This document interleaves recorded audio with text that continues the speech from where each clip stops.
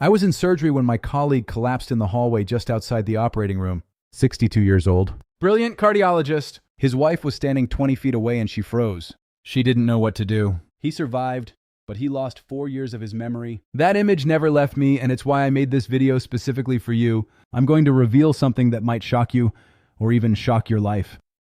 My name is Dr. Robert Casey. I'm a cardiothoracic surgeon with over 25 years in cardiovascular medicine. I've operated on hearts. I've held lives in my hands, literally. And I can tell you this with complete certainty. Stroke is one of the most preventable tragedies I've witnessed in my entire career. Not preventable in the sense that it never happens, but preventable in the sense that the damage doesn't have to be as devastating as it so often is. Here's what most people don't know. Stroke is the 5th leading cause of death in the United States. For adults over 60, it's one of the leading causes of permanent disability. Every year, nearly 800,000 Americans have a stroke. That's one person every 40 seconds. And roughly 2/3 of stroke survivors are left with some form of lasting impairment, difficulty walking, speaking, remembering. Those are frightening numbers. But here's what frightens me more as a physician. The average time between a person noticing their first stroke symptom and actually calling for help is, are you ready for this? Over 30 minutes. 30 minutes. In stroke medicine, we have a saying, time is brain. Every single minute without treatment, a person loses nearly 2 million neurons. By the time 30 minutes have passed, that's 60 million brain cells gone. And why do people wait? I've asked hundreds of patients and families this exact question. I thought it would pass. I didn't want to make a fuss. I wasn't sure if it was serious. I didn't want to call an ambulance and be wrong. I understand that, especially for people of your generation, people raised to be self-sufficient, not to burden others. I deeply respect that. But stroke is the one situation where waiting is the most dangerous thing you can possibly do. So today, I want to give you something practical. Something you can actually remember, something that takes 3 minutes to learn and could save your brain, or the brain of someone you love. If this kind of honest, practical medical guidance is what you've been looking for, please subscribe to the channel right now. Now let's continue. Let me explain something that permanently changed the way I think about stroke. And I believe it will change the way you think about it too. When a stroke happens, a blood vessel in the brain either bursts or gets blocked. Blood stops flowing to part of the brain. And brain tissue, unlike muscle, unlike skin, does not recover well from oxygen deprivation. It starts dying within minutes. But here's the part that gives me genuine hope. Right around the damaged area, there is a zone we call the penumbra. Think of it like the edge of a fire. The center is already burning, but the edges are still salvageable. Those cells are injured, stunned, struggling, but they are alive. And if blood flow is restored quickly enough, many of them survive. That is the brain you get to keep. The penumbra can survive for roughly 3 to 4 hours in some cases, but the sooner you act, the more of it you save. Every minute of delay shrinks that salvageable zone. That is not poetry. That is neuroscience. What many people also don't realize is that the type of stroke matters enormously. An ischemic stroke, caused by a clot, accounts for about 87% of all strokes. A hemorrhagic stroke caused by a burst blood vessel is less common but often more severe. The treatment for each is completely different, which is exactly why getting to emergency care fast is so critical. You cannot treat yourself at home. The medical team needs to see what is happening inside your brain before any treatment begins. So, when I say 3 minutes matter, I mean the 3 minutes you spend recognizing what is happening and calling for help. Not 3 minutes of treatment, 3 minutes of decision. That decision opens the door to treatment that can dissolve a clot, restore blood flow, and preserve your function. You are not overreacting. You are protecting your brain. You may have heard of FAST, face drooping, arm weakness, speech difficulty, time to call. It is a good system. But in my experience working with older patients, it is not complete enough because stroke in people over 60 can look different, and I don't want you to miss it. So let me give you the expanded version. I call it BFAST. The B stands for balance. A sudden loss of balance. Feeling like the floor tilted, like your legs stopped cooperating. That can be stroke. Not dizziness from standing up too fast. A sudden, unexplained loss of coordination. The E stands for eyes. Sudden blurred vision, double vision, or losing sight in one eye, even briefly. That is a red flag. People often dismiss this one. It passed in a few seconds. Yes. And that passing episode may have been a mini stroke warning you that a bigger one is on the way. Then comes fast as you know it. Face, I ask the person to smile. Does one side droop? Arm, ask them to raise both arms. Does one drift downward? Speech, ask them to repeat a simple sentence. Is it slurred, strange, or suddenly impossible? And here is one more that does not fit the acronym, but matters enormously for older adults. Sudden severe headache. not your usual headache. A headache that feels like something exploded inside your head. That can signal a hemorrhagic stroke, a burst blood vessel. Do not lie down and hope it passes. Can I ask you something honestly? If you felt any one of these symptoms right now, just one, would you call immediately, or would you wait 10 minutes to see if it gets better? I genuinely want you to sit with that answer, because your honest answer tells you exactly what you need to work on today. All right. You have recognized the symptoms. You have made the call, or someone has made it for you. Now, what do you actually do with your body while you wait for the ambulance? This part matters more than most people realize. And there are things people do instinctively that can actually make things worse. First, sit or lie down carefully. Do not stay standing. If you feel unsteady, lower yourself to the floor if you have to. A fall during a stroke creates injuries on top of a medical emergency, and that complicates everything. Second, position matters. If you are conscious and breathing normally, sit upright or lie on your side. Not flat on your back, on your side. This is important because stroke can affect swallowing. Lying flat on your back increases the risk of choking. Think of it as the recovery position. On your side, knees slightly bent, head supported. Third, and this is critical, do not eat or drink anything. Not water, not your morning medication. Nothing. Stroke can impair the swallowing reflex without you realizing it. What feels like a normal sip of water can go directly into your lungs. Wait for the paramedics. Now the medication question. I get asked this constantly. Should I take an aspirin? Here is my honest answer as a physician. Do not take aspirin unless a dispatcher or doctor specifically tells you to. Why? Because not all strokes are caused by clots. Some are caused by bleeding in the brain. If you take aspirin during a hemorrhagic stroke, you make the bleeding worse. The paramedics need to determine which type of stroke you are having before any medication is given. And finally, stay as calm as you can. I know that is easier said than done. But elevated blood pressure from panic can worsen a stroke in progress. Slow, steady breathing. In through the nose, out through the mouth. Focus on that until help arrives. Let's talk about the phone call itself, because how you make that call and what you say in the first 15 seconds directly affects how quickly you receive care.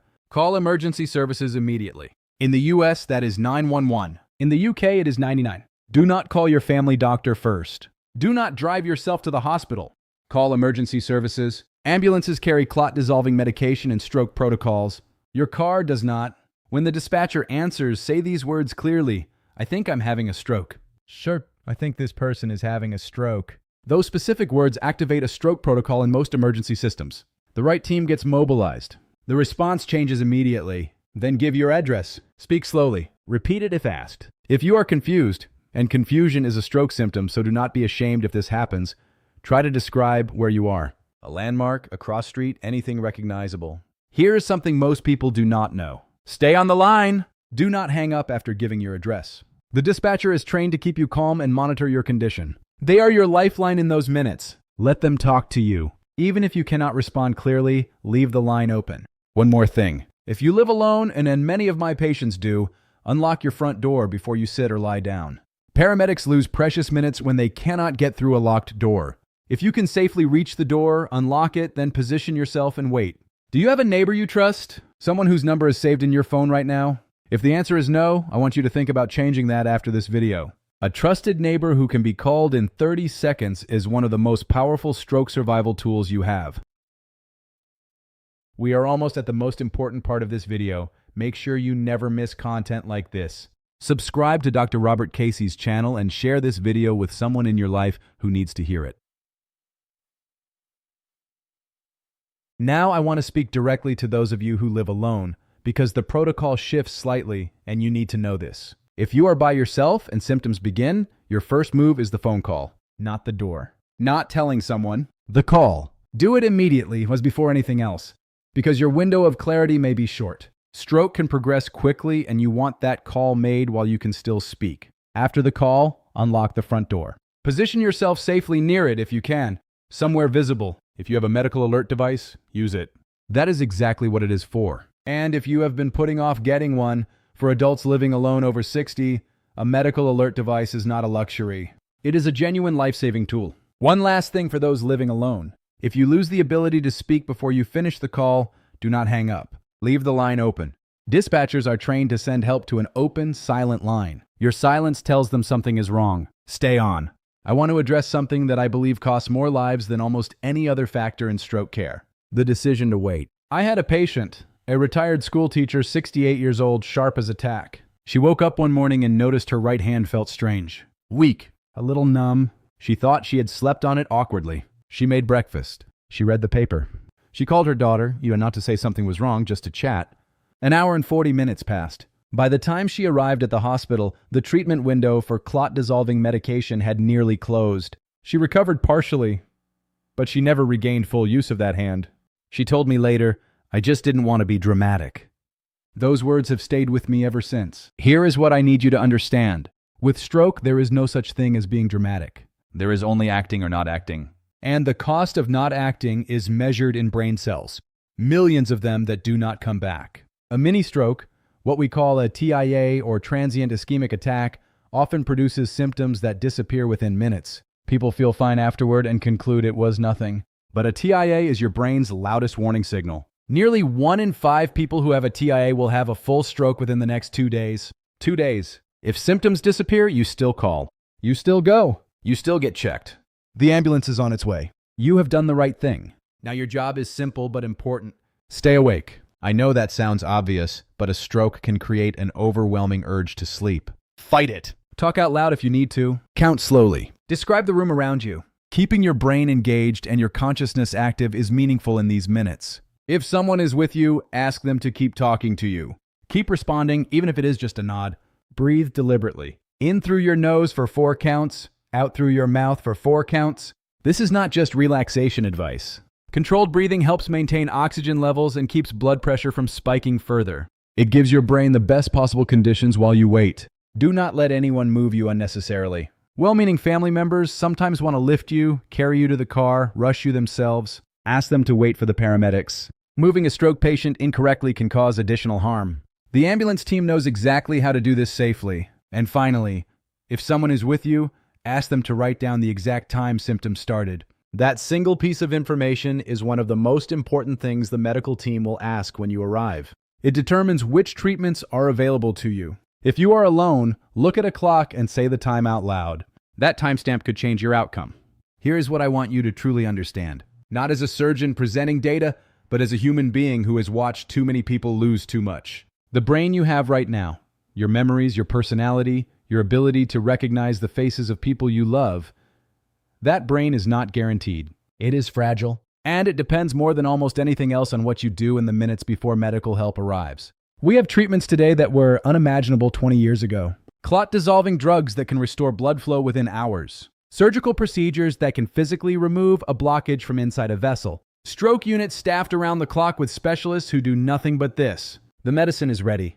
The technology is ready. The only question is whether you get there in time for it to work. And that window, that precious, irreplaceable window, it does not open at the hospital. It opens the moment you recognize something is wrong and pick up the phone. I've seen patients walk out of stroke units with almost no lasting damage because someone acted within minutes. I've also sat with families in quiet rooms and explained why their loved one would never be the same because an hour was lost to hesitation. You now know what they didn't know.